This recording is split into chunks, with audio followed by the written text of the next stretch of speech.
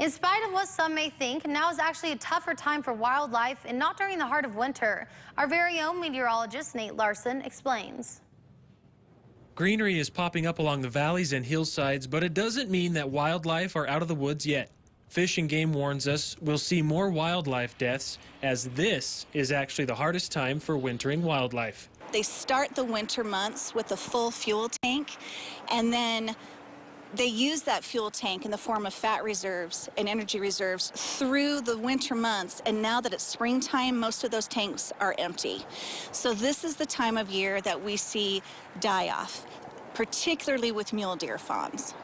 In an average winter, research suggests 50% of fawns are lost during the winter months. This wasn't an average Idaho winter, so we do expect that number to be higher, and in some places it may be significantly higher. Even though there's greenery around the valleys, wildlife aren't ready to digest it yet. The microorganisms that help them digest food in the wintertime are different than the ones they need to digest the green up this time of year. And so that switchover hasn't happened quite yet. And so they may munch on that yummy green vegetation, but they're not able to actually digest it yet. That's why we see more stressed animals now than we did during the heavy winter. Emergency feeding stations have been in place across the state, with 90 feed sites in the southeast region alone. Idaho Fish and Game says they've provided 500,000 pounds of deer feed and over 1 million pounds of hay to support our local wildlife in southeast Idaho. Winter feed operations will continue as long as the animals continue to use them.